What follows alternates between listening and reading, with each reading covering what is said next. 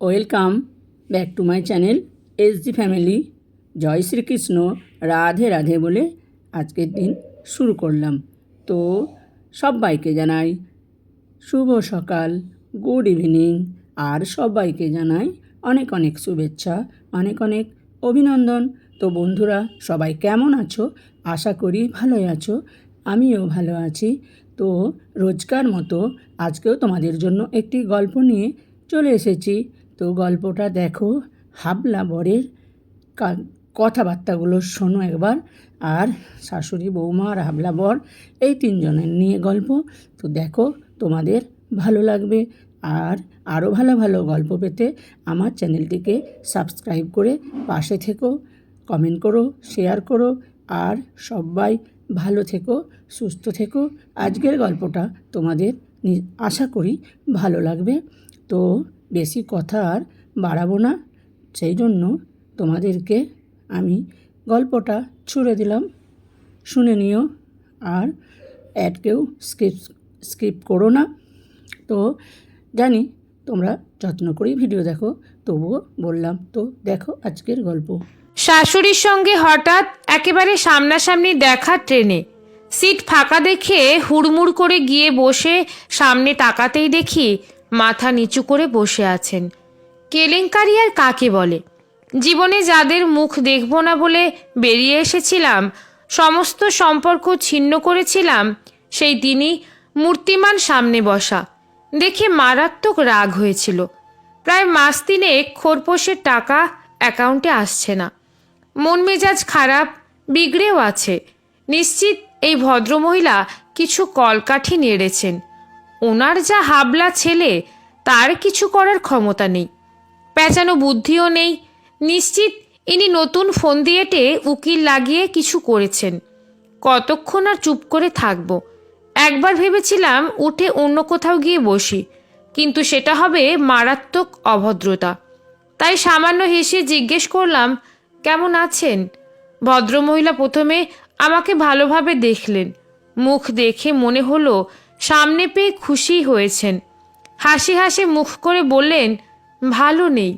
কি করে ভালো থাকি বল? ছাগলটা আবার পাগল হয়ে গেছে।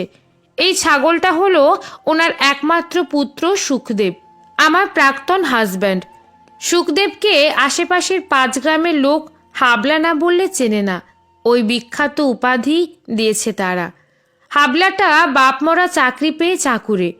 ভালো ছাত্র নাকি ছিল এক সময়, ওই পর্যন্তই। বাস্তব বুদ্ধি বলে কিছুই নেই। কোথায় কি বলতে হয় জানে না। বউ আর বৌদির ফারাক ধরতে 10 মিনিট লাগায়। একই কথা 50 বার বলে। দিনে অন্তত 8-10 বার স্নান করে। মাসে 15 দিন অর্ধেক বেলায় অফিস থেকে ফিরে আসে। চাকরি নাকি তার ভালো লাগে না। চাকরিওয়ালা ছেলে পেয়ে বাবা আগে পিছে না ভেবে ঠাস করে বিয়ে দিয়ে দিয়েছিল। বিয়ের পর শ্বশুরবাড়ি গিয়ে বুঝতে পারি মারাত্মক গাছবলদের হাতে পড়েছি। পাড়ার বয়োজ্যেষ্ঠরা এসে রঙ্গ করে চিমটি কেটে শুনিয়ে শুনিয়ে বলতে লাগলো, হাবলাটাও বিয়ে করে ফেললো। দেখ বউ কদিন টেকে। সত্যিই টিকতে পারলাম না। ইস্তফা দিয়ে কেশ করে ফিরে এলাম বাপের বাড়ি। শুরু করলাম ছোটোখাটো ব্যবসা। সেই কাজেই যাচ্ছিলাম শিয়ালদা। ছাগলটা পাগল হয়ে গেছে শুনে হাসি পেয়ে গেল। সুখদেব এমনিতেই হাফ ম্যাড, নতুন করে আর কি পাগল হবে? শাশুড়ি আমার মুখের দিকে তাকিয়ে বুঝতে পেরেছেন লুকিয়ে হাসছি দেখে তিনি বিরক্ত হলেন না, বরং আশ্চর্য এক কথা বলে বসলেন। বললেন, কমাস তো টাকা পয়সা পাচ্ছিস না, গিয়ে একটু ভয় দেখিয়ে আয়।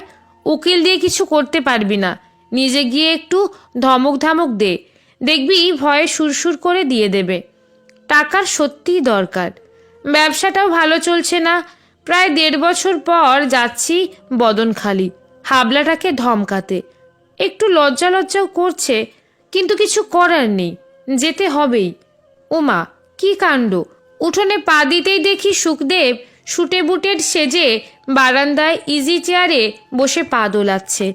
আমায় দেখতে পেয়ে তিড়িং করে লাফিয়ে উঠে দৌড়ে এসে হাত ধরে বলল, হাবলা মা, দেখো কে এসেছে। কি আনন্দ! পরক্ষণেই হাত ছেড়ে বিষণ্ণ হয়ে বলল, যার বউ নাই তার কেউ নাই। যার বউ নাই তার কেউ নাই, যার বউ নাই তার কেউ নাই। কথাটা সুখদেব মুখের ভঙ্গি করে এমন করে বলল যে কেউ দেখলে হো হো করে হেসে ফেলবে। আমারও হাসি পেয়ে গিয়েছিল, কিন্তু হাসতে পারলাম না। রাস্তা দিয়ে আসার সময় মনকে অনেক শক্ত করেছি, ভেবেছি অনেক কথা। হঠাৎ টাকা বন্ধ হলো কেন? কে ওকে যুক্তি দিল? শাশুড়ি নিশ্চিত নন, নইলে তিনি আসতে বলতেন না।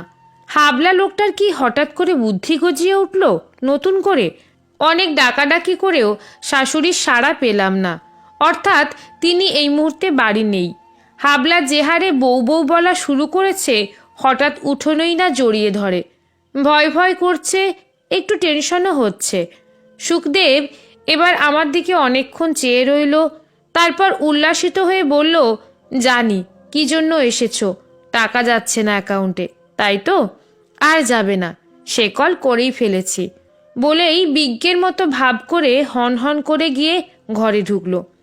এ টাকা আমার হকের পাওনা। টাকার কথাতেই মুন্ডু গরম হয়ে উঠল।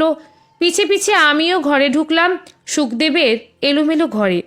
সামনে দাঁড়িয়ে চোখ মুখ পাকিয়ে বললাম, আমি ফের কোর্টে গেলে কি হবে জানো? পুলিশ ধরে নিয়ে যাবে, ঠ্যাঙাবে। ভালো লাগবে? ধুর, কিচ্ছু হবে না। আমি তো অফিস যাওয়া বন্ধ করেই দিয়েছি। বউ নেই, অকারণে খাটাখাটি করব কেন? পুলিশ আমায় জোর করে অফিস নিতে পারবে? পারবে না। কার জন্য পরিশ্রম করব? আমার কি খাবার মানুষ আছে নাকি? যার বউ নাই তার কেউ নাই, যার বউ নাই তার কামেরও দরকার নাই, বলেই ছোট্ট ছেলের মতো শুয়ে পড়ল। ওরে শয়তান রে, এই কারণেই তাহলে টাকা বন্ধ হয়েছে। অফিস না গেলে নিশ্চিত উইদাউট পে অ্যাকাউন্টে টাকা ঢুকবে না। জব্দ করার আচ্ছা ফোন দিয়ে এঁটেছে দেখছি। এবার কি বলবো? মোক্ষম কাণ্ড ঘটিয়ে বসে আছে হাবলাটা। এ সময় সুখদেব হঠাৎ উঠে বসলো, খাট থেকে নেমে দাঁড়ালো, তাকিয়ে রইল অনেকক্ষণ আমার দিকে। শেষে মিটিমিটি হেসে বলল, বডিটা আমার শ্মশান হয়ে গেছে। একটা জ্যান্ত বউ চোখের সামনে বিড়বিড় করে হেঁটে বেড়ালে, এ ঘর থেকে ও ঘরে গেলে সংসারটা তাজা থাকে। এখন সব মরা, সব ফাঁকা, বলেই মুখের ভাবটা কাদো কাদো করে ফেলল। ওর ভাব দেখে নরম হয়ে একটু হেসে বললাম, যদি থাকি অফিস যাবে তো? কথাটুকু শেষ হতে না হতেই খুশিতে উল্লাসে চিৎকার করে সুখদেব দৌড়ে এসে প্রায় কোলে উঠে বসে এমন ভাব করে বলল, যাব। আমি তো যেতেই চাই, মা যেতে দেয় না, বলে বউ না এলে আর অফিস যাবি না, কিছুদিন বাড়িতে শুয়ে থাক। এবার বোঝা গেল যুক্তিটা কে দিয়েছে। সুখদেবের পক্ষে এরকম উকিলি প্যাচ মাথায় আনা অসম্ভব। নিশ্চিত নতুন করে ছেলের বিয়ে দিতে পারছেন না, না পারারই কথা। জেনে বুঝে এরকম হাবলা ছেলেকে কেউ বিয়ে করতে চাইবে না। ঠিক এ সময়ে শাশুড়ি বাড়ি এলেন। ঘরে আমায় দেখে খুশি হয়ে বললেন, ভালোই হয়েছে তুই এসেছিস। অনেকদিন ভাবছিলাম তোর কথা, ট্রেনে তো ভালো করে কথাই বললি না। যাই হোক, ছাগলটাকে একটু বুঝিয়ে যা। আর একটা কথা, আমি যে ভুল করেছিলাম সে ভুল যেন তুই করিস না। আমিও তোর মতো ওর বাপকে ফেলে পালিয়েছিলাম। এর তো তবুও সামান্য বুদ্ধিশুদ্ধি আছে, ওর বাপের তাও ছিল না, কিন্তু প্রাণ দিয়ে মানুষটা ভালোবাসতে জানতো। সেটা বুঝতে আমার অনেক দিন লেগেছিল। এই প্রজাতির মানুষগুলো অন্য কিছু না জানুক, বউকে ভালোবাসতে জানে, কথাটা বিশ্বাস করিস। বলেই মুখে আঁচল চাপা দিয়ে চোখ মুছতে মুছতে বেরিয়ে গেলেন।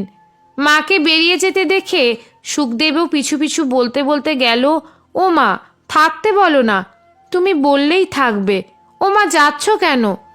মা ছেলে বেরিয়ে যেতেই মনটা কেমন খারাপ হয়ে গেল। সেখানেই চুপ করে দাঁড়িয়ে রইলাম স্ট্যাচুর মতো অনেকক্ষণ।